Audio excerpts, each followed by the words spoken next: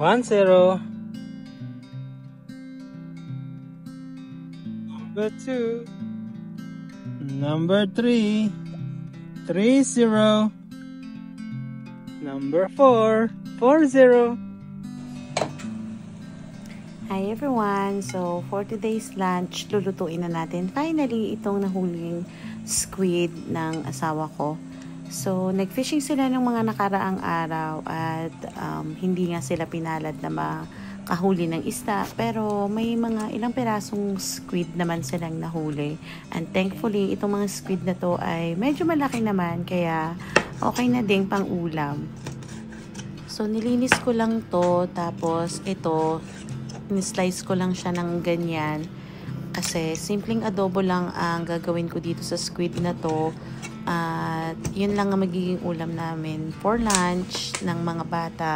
Kasama ko nga ang mga bata sa bahay ngayon kasi nga school holiday, meron silang 1 week half term. Unfortunately, dahil nga sa pag-change ng weather dito sa UK, medyo malamig na kaya kadalasan sa mga ganitong time ay nagkakasakit yung mga tao, lalo na yung mga bata. Si Zen nga ay may sipon at ubo at medyo may sinat din siya ng mga nakaraang araw.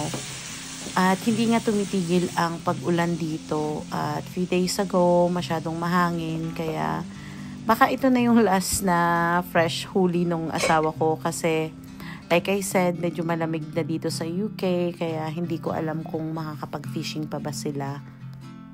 Pero syempre, hindi tayo sure kasi wala naman silang iniindang lamig or init or wind or anything like that. Pag gusto talaga nilang mag-fishing at day off ang lahat, napupush pa rin talaga nila yung fishing nila.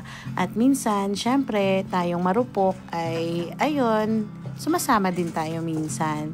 And ayun na nga, malapit nang maluto tong adobo nating niluluto. And yes, ganun lang kasimple guys. Adobo lang ang ginawa ko dito.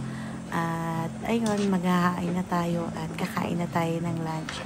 I hope everybody is doing fine and keep warm and have a wonderful day guys. Thank you sa panonood.